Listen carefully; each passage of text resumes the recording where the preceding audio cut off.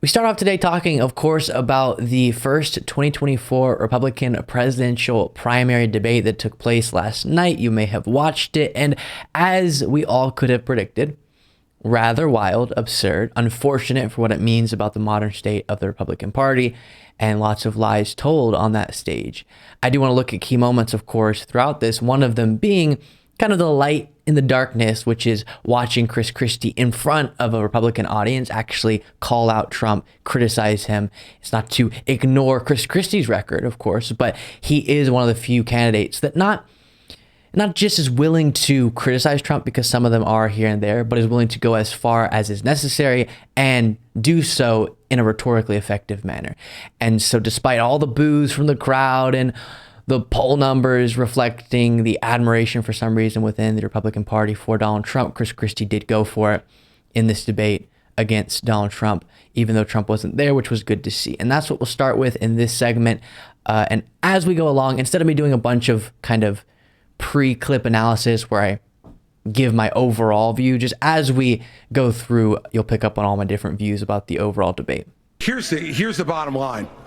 Someone's got to stop normalizing this conduct. Okay? Now whether or not you believe that the criminal charges are right or wrong, the conduct is beneath the office of President of the United States.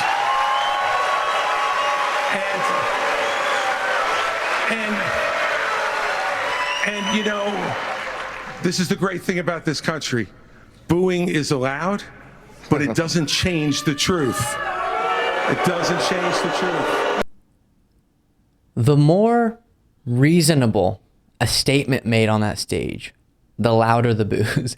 In most cases, there were some moments where Vivek Ramaswamy was getting criticized by Nikki Haley, for example, and she was correct on the criticism, and it was there was some cheering, which was good. But for the most part, when some truth was spoken, the crowd was very unhappy, which tells you a lot about at least the crowd, if not the broader Republican Party. And the polls say the crowd is reflective of the broader GOP. Then another moment here where he calls out the fact during an engagement with a back and forth with Vivek Ramaswamy, the call from Donald Trump for the termination of the Constitution based on his lies about the 2020 election. You sit here talking about how you want to stand up for the rule of law. Yes. And law and order.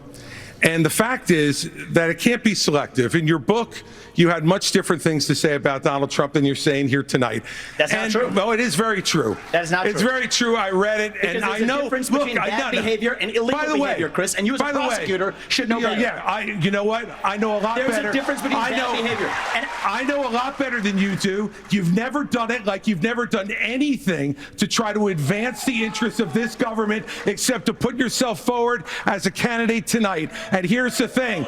We've stood up for law and order. I did it as U.S. attorney. I did it as governor. And I am not going to bow to anyone when we have a president of the United States who disrespects the Constitution. He said, your MSNBC contributor. He said, these are politicized indictments, and we have to call out the truth. Martha, it's important. So, by the way, before getting to the key moment, Vivek Ramaswamy's strategy, it seems, is to run for the position of Trump's vice president.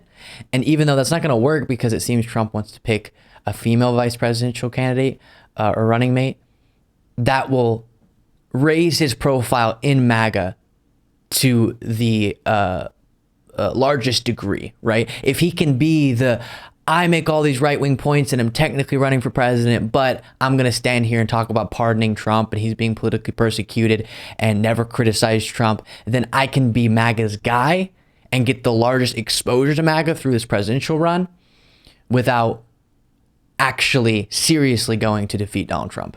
To say that the president said, Donald Trump said, it's okay to suspend the Constitution. Now, the oath you take is to preserve, protect, and defend, not suspend. I will always stand up for our Constitution, regardless of the political pressure. Right, we have another question for you. The Republican Party used to rhetorically constantly talk about even though I never think they disproportionately respected the Constitution over the Democratic Party. But they talked about it more, the respect for the Constitution. And now there's boo, and polls show that people love Trump after he, number one, attempted to violate our Constitution with his plot to overturn the election, and also explicitly called for the termination of the Constitution in a Truth Social post in relation to his lies about the election. And still, they love him.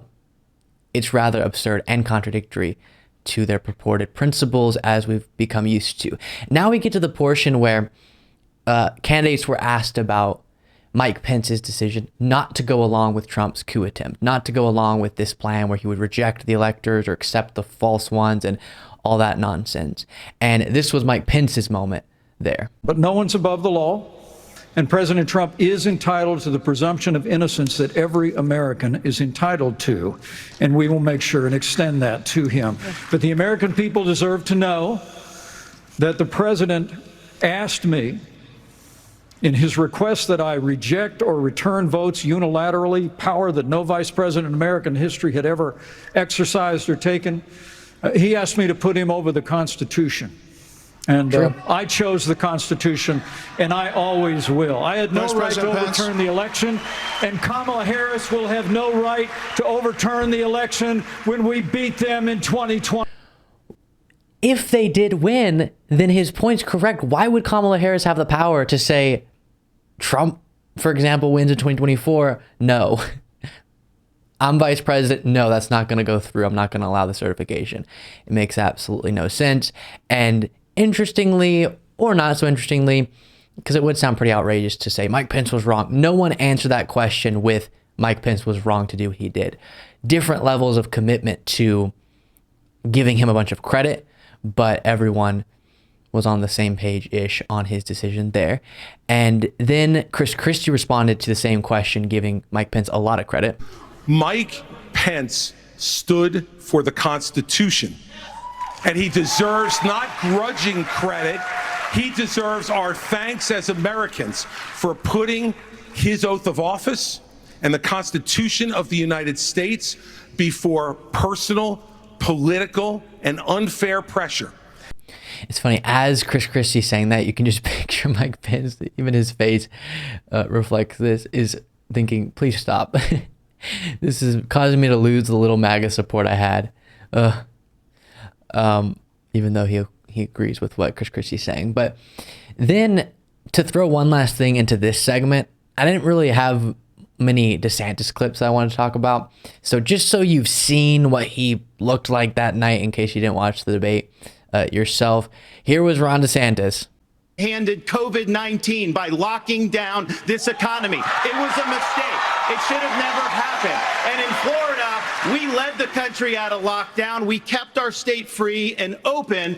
And I can tell you this, as your president, I will never let the deep state bureaucrats lock you down. You don't take somebody like Fauci and coddle him. You bring Fauci in, you sit him down, and you say, Anthony, you are fired. Yeah. You are fired. He's a kid. You remember that interview moment where Ron DeSantis goes, I'd have two words for Anthony Fauci. You are fired. Yikes. It's hard for me to judge if that is impressive to Republicans, honestly. My deep dislike for Ron DeSantis based on his policies and rhetoric and motivations and all those different things make it honestly impossible to know if that comes off correctly to people who want to hear that. To me, it comes off real fake and bothersome. But again, I'm not claiming to be unbiased on that front whatsoever.